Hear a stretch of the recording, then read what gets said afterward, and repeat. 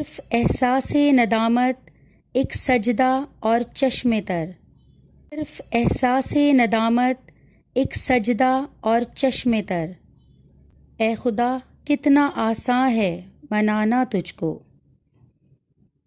اے خدا کتنا آساں ہے منانا تجھ کو۔ شعبان اور شب برات کی فضیلت۔ اسلامی 8ویں مہینے کا نام شعبان ہے، چونکہ اس ماہ میں خیر تقسیم ہوتی ہے اور رزق بھی بندوں پر اسی ماہ میں تقسیم ہوتا ہے، اس لیے اسے شعبان کہتے ہیں۔ اور اس بارے میں حضور پاک صلی اللہ علیہ وآلہ وسلم کا ارشاد ہے، بے شک شعبان اس لیے نام رکھا گیا ہے کہ روزے دار کے لیے اس میں خیر کثیر تقسیم ہو، یہاں تک کہ وہ جنت میں داخل ہو جاتا ہے۔ ایک اور جگہ حضور پاک صلی اللہ علیہ وآلہ وسلم کا ارشاد ہے، شعبان میرا مہینہ ہے اور رمضان اللہ تعالیٰ کا مہینہ ہے۔ شعبان کی 15ویں رات کو شب برات کہتے ہیں۔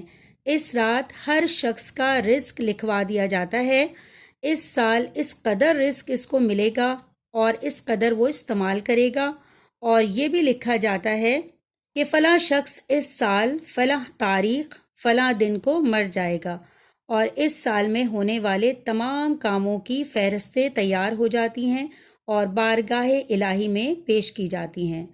حضرت علی رضی اللہ تعالیٰ عنہ سے روایت ہے کہ رسول پاک صلی اللہ علیہ وآلہ وسلم نے ارشاد فرمایا، جب شعبان کی 15ویں رات ہو تو اس رات کو جاگا کرو اور اس کے دن میں روزہ رکھا کرو۔ جب سورج غروب ہوتا ہے اس وقت سے اللہ تعالیٰ آسمان دنیا پر نزول فرماتا ہے اور اعلان فرماتا ہے کہ ہے کوئی مغفرت طلب کرنے والا کہ اس کو بخش دوں، اور ہے کوئی رزق طلب کرنے والا اور کہ میں اس کو رزق عطا کروں، اور ہے کوئی مصیبت زدہ کہ میں اس کو نجات دلا دوں۔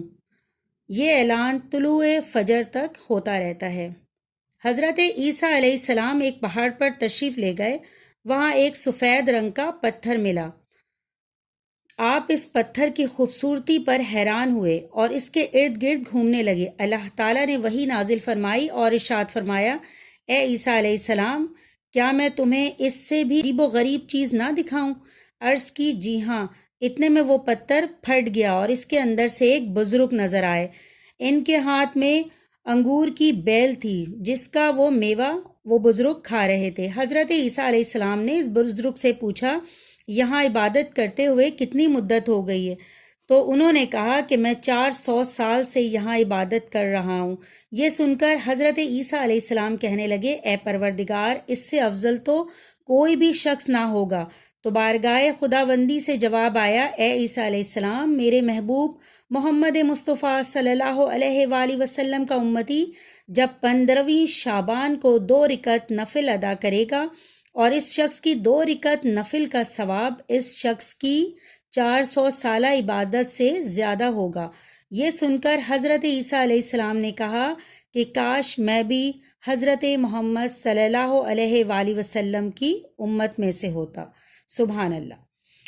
حضرت عمر بن عبدالعزیز رحمۃ اللہ علیہ نے شعبان کی 15ویں رات جب نماز سے فارغ ہو کر سر آسمان کی طرف اٹھایا تو ایک سبز ٹکڑا نظر آیا، اس کا نور آسمان سے ملا ہوا تھا۔ اس ٹکڑے پر لکھا ہوا تھا، یہ جہنم سے آزاد ہے اور یہ ملک العزیز اللہ تعالیٰ کی طرف سے ہے۔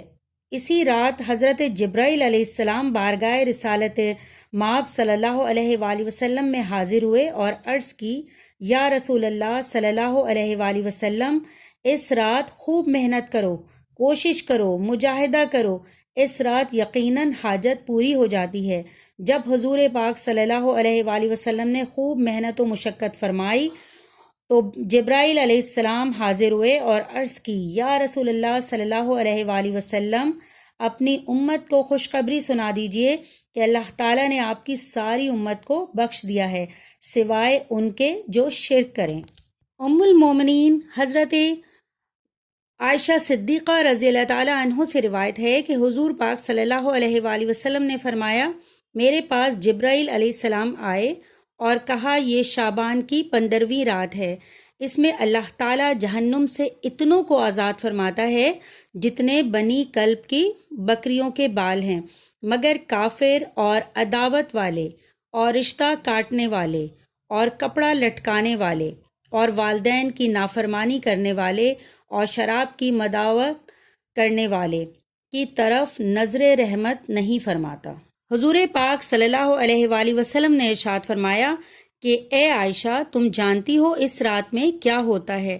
عرض کی یا رسول اللہ بتائیے اس میں کیا ہوتا ہے؟ آپ صلی اللہ علیہ وآلہ وسلم نے فرمایا اس رات میں یہ ہوتا ہے کہ حضرت آدم علیہ السلام کی اولاد میں سے جو شخص اس سال پیدا ہوگا اور جو شخص اس سال میں مرے گا، اس کا مرنا اور پیدا ہونا لکھا جاتا ہے، اور جو فرشتے ان کاموں پر مقرر ہیں ان کو اطلاع دے دی جاتی ہے، اور جتنا جتنا رزق مخلوق کو اس برس میں ملے گا سب لکھا جاتا ہے۔ اور اس 15ویں رات اللہ تعالیٰ سورج ڈوبتے ہی اس دنیا کے آسمان پر تشریف لاتے ہیں اور ارشاد فرماتے ہیں کہ کوئی نیک بندہ ایسا ہے جو ہم سے بخشش مانگے تو ہم اس کو بخش دیں، کوئی رزق مانگے تو ہم اس کو رزق دیں، کوئی مصیبت کا مارا دعا کرے تو ہم اس کو مصیبت سے دور کر دیں۔ اسی طرح صبح ہونے تک ارشاد فرماتے ہیں بس بندوں کو چاہیے کہ اس رات میں خوب عبادت کریں اور اپنے گناہوں کی معافی مانگیں، اور 15ویں رات کو روزہ رکھیں، اور اللہ تعالیٰ اس رات میں اپنی مہربانی سے بے شمار بندوں کو بخشتا ہے، مگر کافر، مشرک، کینہ رکھنے والے کو اور قاتل کو نہیں بخشا جاتا۔ اے شفا دینے والے، تجھے اپنے رحمان الرحیم، حی القیوم، غفور الرحیم، سمیع بصیر ہونے کا واسطہ، جو تیرے بندے جدھر جدھر بیمار ہیں، پریشان ہیں اور مشکل میں ہیں، ان سب کو صحت کاملہ عطا فرما اور آسانیاں عطا فرما۔